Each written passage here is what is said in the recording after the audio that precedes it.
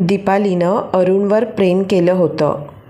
प्रेम विवाहानंतर त्यांचा संसार सुरू झाला खरा, पण दीपालीनं असं काय केलं ज्यामुळे एक नांदतं घर पार उद्ध्वस्त झालं. खरं तर दीपाली दिसायला सुंदर होती. तिचं लग्न ठरण्यात कोणतीच अडचण यायला नको होती. पण का कोण जाणे तिच्या आईवडिलांना त्यांच्या समाजातला कोणी मुलगा पसंतच पडत नव्हता. देखण्या दीपालीचं लग्नाचं वय बघता बघता निघून गेलं. वडील कॉलेजात प्रिन्सिपल होते. त्यांना कुणी योग्य मुलगा दिसतच नव्हता. शेवटी दीपालीनं एका गुजराती मुलाशी सूत जमवलं. अरुणचं आणि तिचं प्रेम प्रकरण 3-4 वर्ष सुरू होतं. दीपालीचे वडील एव्हाना अंथरुणाला खिळले होते. त्यांनी दीपालीला प्रेम विवाहाची परवानगी दिली. दीपालीच्या लग्नासाठीच जणू वडिलांचे प्राण अडकले होते. तिचं लग्न झालं आणि त्यांनी अखेरचा श्वास घेतला. अरुणचं दीपालीवर मनापासून प्रेम होतं. त्यानं अत्यंत सन्मानानं दीपालीला आपल्या घरी आणलं. घरातलं वातावरण कट्टर गुजराती होतं. घरचा चांगला व्यवसाय होता. आर्थिक बाजू भक्कम होती. पण सासूचा कांतीबेनचा स्वभाव काही फटकळ दीपालीला आवडत नव्हता. अरुणचं आभाळभर प्रेम मिळत असूनही तिची चिडचिड चालू असायची. कांतीबेन अन नारायणभाई हे जोडपं अत्यंत सरळमार्गी होतं.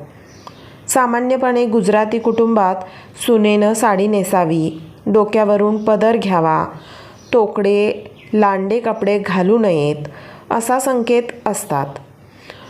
आपल्या सुनेनं ते पाळावेत अशी कांतीबेनची अपेक्षा असणं यात गैर काहीच नव्हतं. अरुण दीपालीला शांतपणे समजवायचा. थोडं धीरानं घे, सगळं चांगलं होईल म्हणून सांगायचा. पण हट्टी अन मानभावी दीपालीला ते मान्य नव्हतं. एक दिवस चिडून भांडण करून ती माहेरी निघून गेली. आईनेही तिला समजूत घालून परत पाठवण्याऐवजी उलट तिला अधिक भडकवण्यातच धन्यता मानली. दीपालीची बहीण राजश्री तर स्वतःच्या संसाराचा खेळखंडोबा करूनच बसली होती. आता दीपालीच्या बाबतीत देखील तिनं आगीत तेल ओतायचं काम सुरू केलं. सासूला चांगली अद्दल घडवूया असं ती दीपालीला सांगायची. मूर्ख दीपालीनं आई व बहिणीच्या सांगण्याप्रमाणे अरुणचं प्रेम ठोकरलं. बिचारा अरुण किती वेळ यायचा. घरी चल, प्रेमानं संसार करू म्हणून विनवायचा. पण दीपाली ढम्म होती. अरुणचं प्रेम तिला कळतच नव्हतं. तिच्या आईलाही विवाहित मुलगी माहेरी येऊन राहते याचं काही वाटत नव्हतं. माहेरी दीपाली फक्त आराम करायची. दिवसभर तिची वहिनी एकटीच घरातली कामं करीत असायची. आई आणि दीपाली सकाळ संध्याकाळ भटकायला जायच्या. घरात अन बाहेर मनसोक्त हुंदडायच्या. शरीराला कोणतीच हालचाल नसल्याने अन दिवसभर चरत राहिल्यानं दीपाली आता चांगलीच गरगरीत झाली होती. अरुणला ओळखणाऱ्या लोकांना दीपालीचा राग यायचा आणि अरुणची कीव यायची. दीपालीच्या ओळखीतले नात्यातले लोकही तिला टाळायला बघायचे. कारण अरुणचा चांगुलपणा त्यांनाही दिसत होता. वारंवार तो तिला येऊन भेटत होता. घरी चल म्हणत होता. ही गोष्ट लोकांपासून लपून राहिलेली नव्हतीच. दीपाली मजेत खात पीत भटकत होती. अरुण मात्र बायको सोडून गेल्यामुळे फार दुःखी होता. त्याच्या आईवडिलांना देखील वाटायचं मुलाचा संसार बहरावा, आपण नातवंड खेळवावीत. पण हट्टी दीपाली सासरी गेलीच नाही. अरुणनंही आता तिला भेटणं कमी केलं. फोन मात्र तो आवर्जून करायचा. अरुणनं दीपालीकडे घटस्फोट मागितला नाही. त्याचं इतर कुठं प्रेम प्रकरण नव्हतं. आढळतेखोर दीपाली घरी येत नव्हती. घटस्फोट देऊन अरुणला मोकळंही करत नव्हती. अरुणचं मात्र दीपालीवर मनापासून खरंखुरं प्रेम होतं. दीपालीशिवाय तो इतर कोणाचा विचारही करू शकत नव्हता. बिचारा एकटाच आयुष्याचा आला दिवस ढकलत होता. हल्ली त्याला खाण्यापिण्याचीही शुद्ध नसायची. एकटाच आपल्या विचारात दंग असायचा. एक दिवस असाच आपल्या नादात दुकानातून निघून घरी येत असताना एका ट्रकशी त्याच्या कारचा अपघात झाला. डोक्याला फार मोठी जखम झाली. नारायणभाई कांतीबेननं दीपालीला त्याच्या अपघाताची बातमी दिली. ती भेटायला येईल असं त्यांना वाटत होतं, पण दीपाली काय किंवा तिची बहीण आई काय, कुणीही त्याला बघायला इस्पितळात गेलं नाही. उलट त्या परिस्थितीत दीपालीच्या आईनं अरुणच्या वडिलांना सांगितलं की दीपाली व अरुणसाठी वेगळा ब्लॉक करून द्या. अरुणचा अपघात जबरदस्त होता. तो त्यातून वाचला हेच नशीब.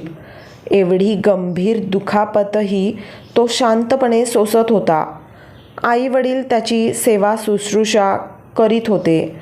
त्या सगळ्या गडबडीत दीपालीसाठी वेगळा फ्लॅट घेणं, ते सजवून सामानानं परिपूर्ण करून घेणं नारायणभाईंना जमलंच नाही.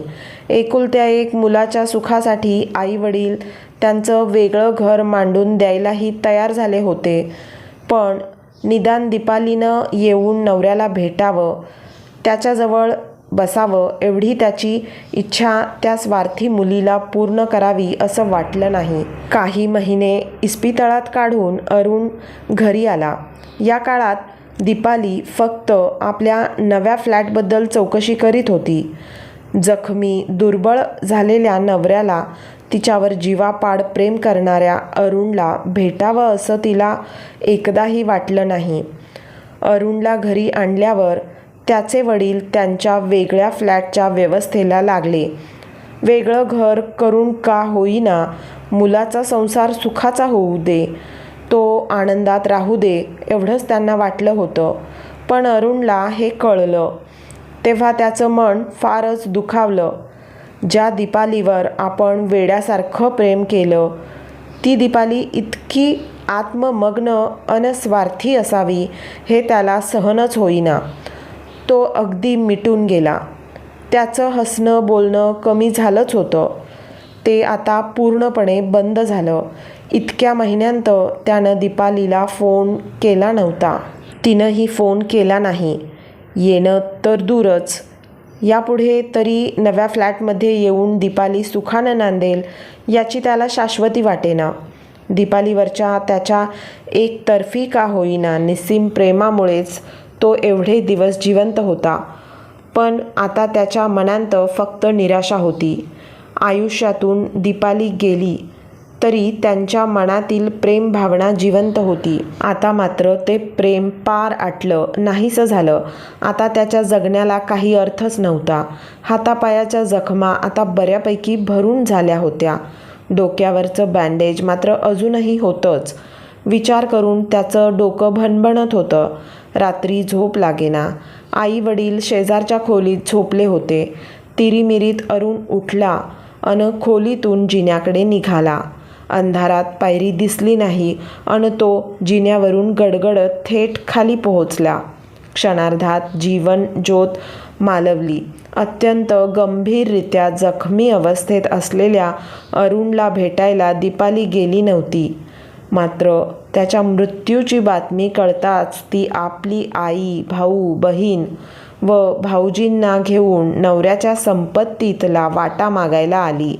तिच्या निर्लज्जपणानं सगळेच चकित झाले होते.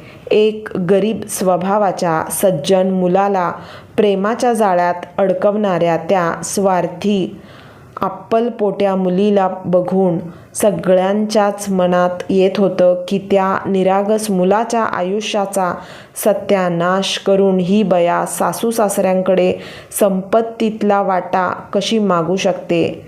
यालाच प्रेम म्हणतात. असा प्रेमविवाह असतो.